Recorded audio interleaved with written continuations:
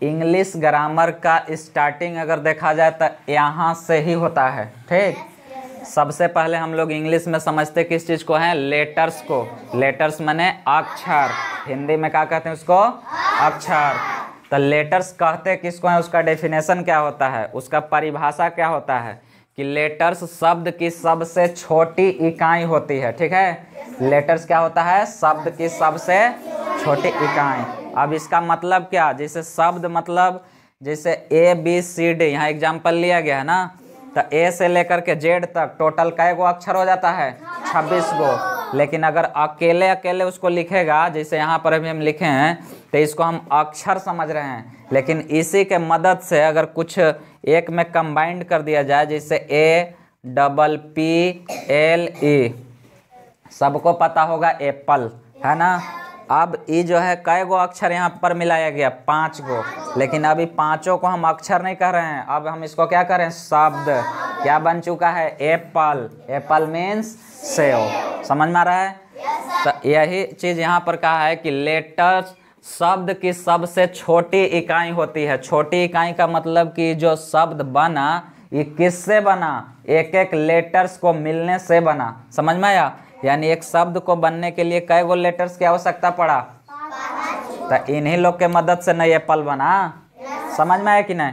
तो छोटी इकाई का मतलब कि उस शब्द बना किस चीज से, उसी को हम लोग इकाई समझते हैं। कोई दिक्कत है।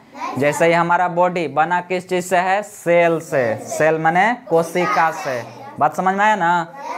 आखिर आज हमारे शरीर में ट्रिलियनों कोशिका है, बहुत सारा कोशिका है। ठीक है, लेकिन शुरुआत जब ओरिजिन हुआ होगा तब उस समय कै गो कोशिका होगा, ओनली एगो। समझा, एगो।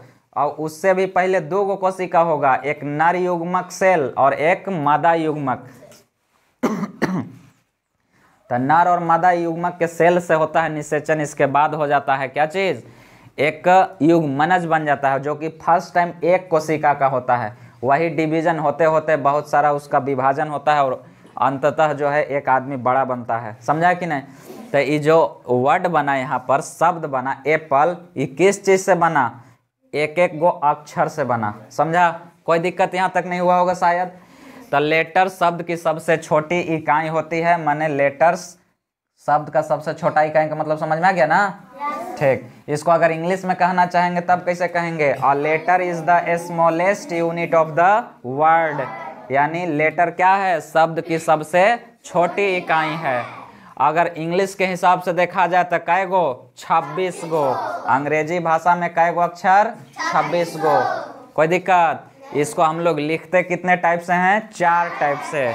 उसमें फर्स्ट टाइप को कहते हैं कैपिटल लेटर्स, सेकेंड वाले को कहते हैं स्मॉल लेटर्स, थर्ड वाले को कहते हैं कैपिटल कर्सिव लेटर और फोर्थ वाले को कहते हैं स्मॉल कर्सिव लेटर।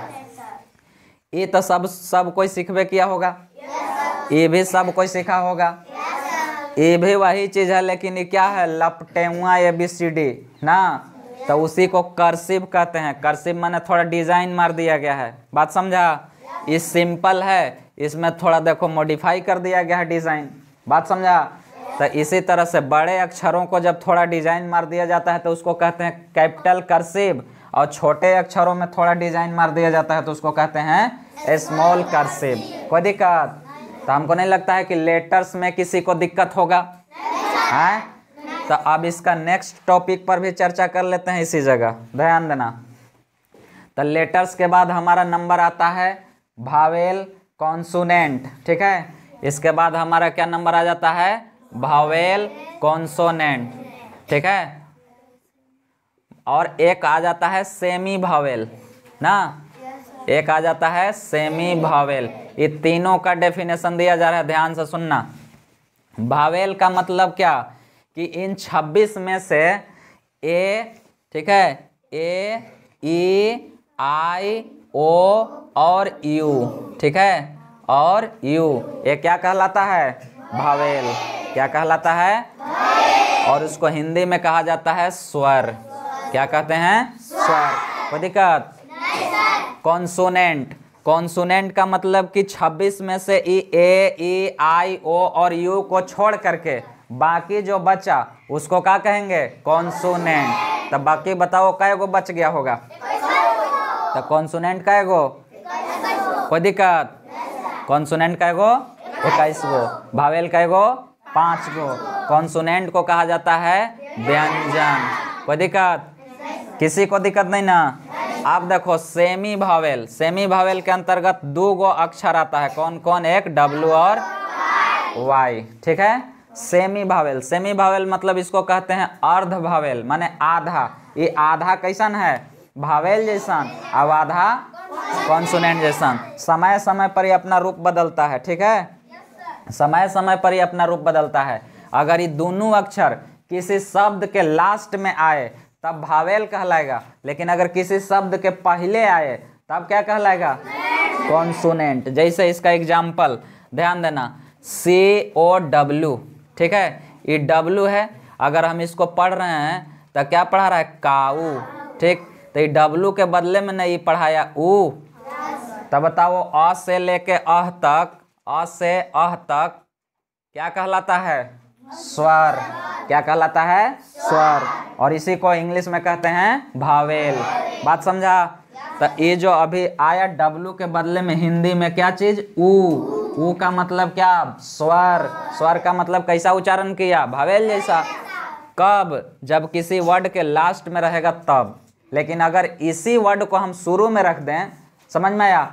इसी वर्ड को अगर हम शुरू में रख दें W को, तब फिर वहाँ भावेल नहीं पढ़ाएगा, वहाँ कॉन्सोनेंट पढ़ाएगा। जैसे WOMAN, इसको कहते हैं वुमन, ठीक है। इसको कहते हैं वुमन। अरे इसी को पढ़ने सीखा होगा ओमेन ना, इसी को वुमन कहते हैं।